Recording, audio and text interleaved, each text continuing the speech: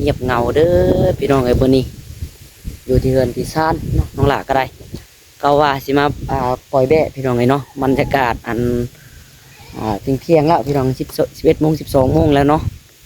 น้องหลาก็หาก็ออกมาแต่ในเมืองพี่น้องเอ้ยว่าสิไปหน้าก็เลยเอ้าแวะมาปล่อยแบะซะก่อนเห็นทางพ่อมาเพิ่นโทรมาบอกว่าแวะปล่อยแบะได้เด้อพี่น้องเอ้ยเนาะเอาจังใดก็ได้สบายดีและสวัสดีพ่อแม่พี่น้อง FC ที่หักแพงเบิดสุขสู่คนพี่น้องเอ้ยพบพ่อกับทางน้องหลาอีกคือเก่าคือเดิมเนาะเพิ่มเติมในมื้อนี้พี่น้องเอ้ย อยู่ที่เฮือนน้องหลาสิถ่ายอัปเดตให้แม่ FC เบิ่งเด้อพี่น้องเด้อบรรยากาศเฮือนน้องดาวเฮือนน้องถวยทองเฮือนน้องหลาเนาะเฮือนผู้ช่วยพี่น้องเอ้ยจะเพิ่นอยู่เฮือนอยู่บ่คือว่าสิมอยสิมีแท้นี่ไปก่อนอื่นก็ได้เดี๋ยวน้องหลามานี่ก่อนพี่น้องเอ้ยปล่อยแบ่น้องหลาก่อนขากล้องก็บ่ได้มานะพี่น้องจักกี่ปานใดเนาะ ขาทางกล้องก็ได้ลืมมันอยู่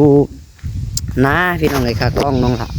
ปลาอยู่นาอันนี้ก็เลยหากันมาแต่ในเมืองเมื่อกี้นี่ไปจังไดกันเดียวน้องหลาขออนุญาตนะพี่น้องเด้อเดี๋ยวเขาปล่อยแบ่ออกจากข้อก่อนเพียงกดถ่ายต่อพี่น้องเลยเพราะว่ามีคนจับกล้องให้อีกอย่างก็อยู่ผู้เดียวนํเนาะมาผู้เดียวพี่น้องเลยเพราะว่านี่แหละน้องๆเพิ่นก็ไปหน้ามาเลยพี่น้องเนาะน้องหลายหากมาแต่ในเมือง2 โมงเลยก็ชื่อว่ามาแต่ในเมืองมาแต่อันนี้พี่น้องเลยเนาะคือทางท่าแม่เพิ่นฝากเงินให้ทางน้องหลาพี่น้องเลยไว้ทางน้องหลาซื้ออย่างก็แล้วแต่เพิ่นว่าพี่น้องเนาะเดี๋ยวมันนั้นน้องหลาเขามากดใจเพิ่นไปพี่น้องเดี๋ยวน้องหลาขออนุญาตได้พี่น้องเด้อ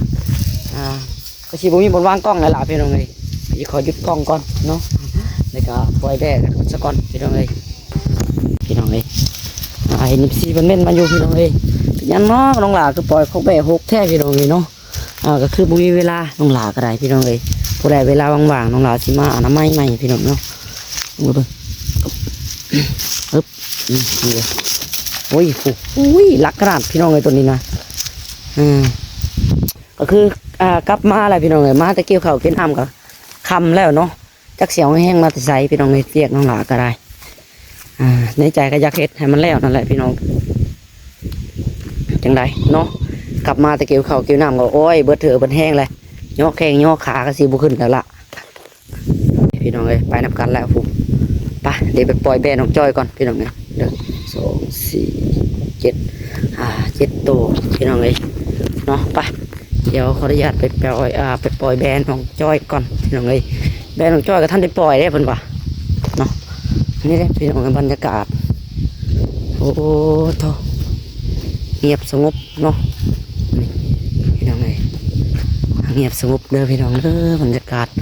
ผู้สวยกับสิมอยสิมีบ่มีพายุเลยพี่น้องแต่ละหลังเนาะวังเวงวันนี้พี่น้องได้ยินที่เสียงของหลานแล้วบอกผู้เดียววันนี้เนาะคนไปกายมากายก็ชิโหขวัญทั้งหลายที่เราพี่น้องดิเดี๋ยวน้องขออนุญาตก่อนพี่น้องเลยเขามาปล่อยแบะทางพี่ก่อนพี่แบะน้องจ้อยเนาะปล่อยมันก็ไม่ได้ไปไกลหรอกพี่น้องเลยกินหญ้าเท่านี้แหละทางพ่อเพิ่นยังออกไปหน้าอยู่ว่าซั่นออกไปอันนี้พี่น้องไปให้ดิวให้กินให้กับทางนั้นนี่เพิ่นเนาะเพราะว่าแบ่แต่เก่ากับแบ่บ่ได้ปล่อยแต่เช้าเลยพี่น้องมันปล่อยแต่เช้ามันไปไกลพี่น้องเลยเนาะเลยบ่ได้ปล่อยนี่แต่รอบสายๆจังซี่แหละเอาจังสิปล่อยมันได้พี่น้องเลยพอแล้วมันก็ออกไปหากินหญ้านี่แหละใส่ประตูหัวนี่บ่เดี๋ยวจะขับไปเบิ่งให้น้องดาวต่อพี่น้องเลยปล่อยแบ่ก่อนเนาะอยู่บ่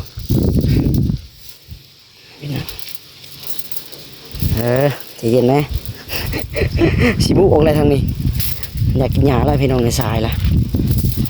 เดี๋ยวขางสีหยางนี่เด้อพี่น้องสีแล่เนาะเดี๋ยวขากล้องกับอะไรมีอะไรมาเดี๋ยวอย่าหยุดกล้องก่อนพี่น้องเลยหยาง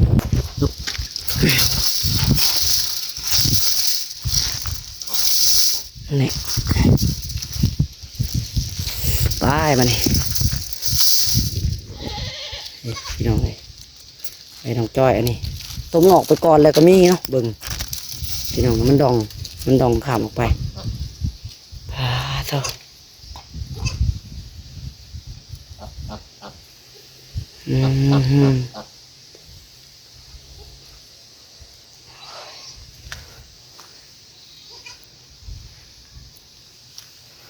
เอาพี่น้องไงเนาะ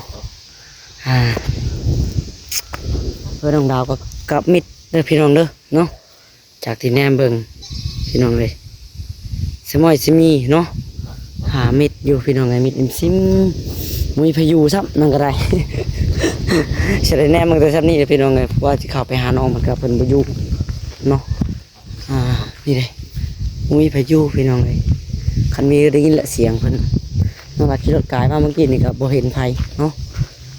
เพิ่นขึ้นผู้ช่วยก่อนพี่น้องไงหลักมาเบิ่งเพื่อนเพิ่นก่อนเนาะจังไรก็ได้ทำยี่อย่างเหาะมันนี่พี่น้องเลยน้องหลานผู้ช่วยเพิ่นอยู่บ่บ่อยู่พี่น้องเลยไปเข้ามาหลักเบิ่งเพื่อนมันก่อนจ้ะมาปล่อยแม่นี่ ทางแม่โมเพิ่นพี่น้องเลยทางแม่โม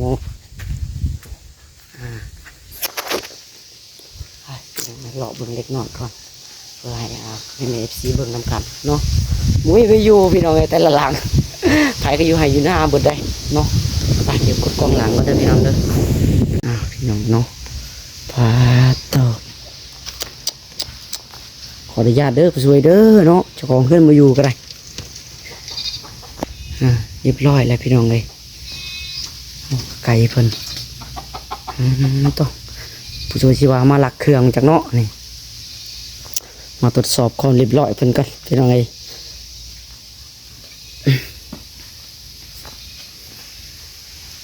นี่โอ้มุ้ยพายุพี่น้องมาทางไหนก็มุ้ยพายุบาดนี่เนาะไปจะไปหาน้องดาวกับมิชลีพี่น้องเลยเสียม้อย เธอนี่ไรพี่น้องเลยปล่อยไปแล้วลิฟต์เข้ามาที่สวนมันเบรกก็ได้มุนมันละมันแต่ก็ยามันเนาะจังไรก็ได้เฮากับบริคอยอันนี้เลยพี่น้องเลยมีจะปล่อยปะไปเลยกินก็บ่เป็นยังเนาะไม่จะปล่อยเป็นอาหารแบ่เลยบ้านเธอ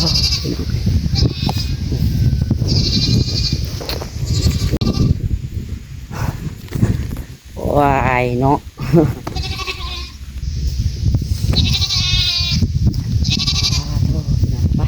เลี้ยงละหามุมบนนั่งกับพี่น้องไอ้ที่นั่งนี่น้องหรือท้องนี่แหละเนาะจะได้จักหน่อยพี่น้องเนาะโดยหามุมนั่งพี่น้องเลย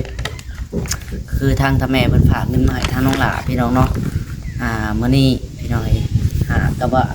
เป็นฝากมา$10นะพี่น้องเนาะเป็นฝากลองก่อนว่ายันซื้อมันบ่ถือเลยยันเอาบ่ได้พี่น้องเลยเพิ่นลองถือว่าได้มาแล้วเด้อแม่เด้อเนาะซื้ออย่างถือเบิดเนาะถอนมาได้แล้วพี่น้องเลย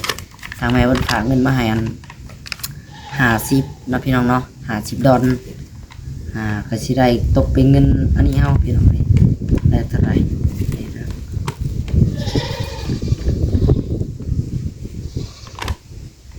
ได้อยู่วัน1 ล้านพี่น้องเลยได้อยู่ล้านนั้น60ปลายพันเนาะ65,000พี่น้องเองได้อยู่ล้านหนึ่งกับ65,000กีบนะพี่น้องเนาะแต่การน้องหลาไปนั่นไปนี่ก็สิได้ยังอยู่วันนี่พี่น้อง900,000เนาะยังอยู่900,000พี่น้องเลย900,000ปลายนี่แหละนี่เอาจังใดพี่น้องเนาะทางน้องหลาก็ได้มานั่งปล่อยแบ่แล้วที่นั่งจอบแบ่อยู่นี่นะพี่น้องเลยวันนั้นยังงันออกไปหน้าเนาะหายทางพอบนเขามาก่อนพี่น้องเลยจังใดก็ได้เนาะเอาจังใดก็ได้พี่น้องเลยก่อนอื่นกันเนาะทางน้องหลากับซีบุมีอย่างพี่น้องเลยตอบแทนทางแม่พี่น้องเนาะไม่แต่คำขมุกขอบใจแล้วก็อุยไซให้พรในทางแม่เด้อแม่เด้อเนาะลูกกับบุมีอย่างตอบแทนแม่ดอกพี่น้องเลยจักเขียวตอบแทนเนาะมีแต่คำอุยไซพรมีแต่ให้ทางแม่อยู่ดีไม่แห้งนั่นแหละแม่เอ้ยเอาจังไรกับทางแม่ขอให้แม่อยู่ดีไม่แห้งนะแม่เด้อเบิดทางครอบครัวทางแม่เอ้ยขอ อให้ทางครอบครัวทั้งแม่อยู่ดีมีแห้งสุขกายสบายใจขอให้แม่แต่มีแต่ความสุขความเจริญนะแม่เด้อบ่ให้เจ็บบ่ให้ป่วยให้หายจากพยาธิโรคาทั้งปวงแม่เอ้ยขอให้แม่แต่มีแต่สุขภาพร่างกายแข็งแรงนะแม่เนาะสาธุพี่น้องเอ้ยเนาะน้องหลาก็ได้จักชีวาจังไดพี่น้องก็ตอบแทนเพิ่นมีแต่คำขอบใจนั่นแหละแม่เอ้ยเนาะทางลูกก็บ่มีหยังจังไดก็ทางแม่อยู่ดีมีแห้งเบิดทางครอบครัวเนาะพร้อมครอบครัวให้แม่สุขกายสบายใจเบิดสุขคนพี่น้องเอ้ยเนาะจังไดก็ไปพี่น้องเอ้ยบัดนี้สำหรับที่นี่ก็ได้เนาะน้องหลาก็สิขอโตได้พี่น้องเอ้ยบัดนี้เดี๋ยวขอโตจบคลิปลาคลิปพี่น้องเอ้ยเนาะก็สิบ่ได้ถ่ายคลิปยืดยาวปานใดพี่น้องเอ้ยมีแต่ถ่ายเล็กน้อยแล้วก็สิขอตัวเลาะเบิ่งเลี้ยงแม่อยู่นี่แหละพี่น้องน้องหลาก็ได้เนาะวันนั้นนังพอมาก็สิได้ออกไปหน้าต่อพี่น้องเอ้ยขอญาตแบบไปหันไปหนีเนาะไปจังได๋ก็อยู่ดีมีแฮงบ่สุขคนพี่น้องเอ้ยว่าสิไปอัปเดตเบิ่งเฮือนน้องดาวก็ได้เจ้าของบ่อยู่ครับเฮือนไผก็บ่อยู่พี่น้องเอ้ย ขอโทษเด้อพี่น้องเด้อเจ็บคอหน่อยหนึ่งเนาะขออภัยหลายๆไปจังไรกับพี่น้องเอ้ยอยู่ดีมีแห้งเพื่อสุขคนนะพี่น้องเนาะเอาสบายดีพี่น้องบ๊ายบาย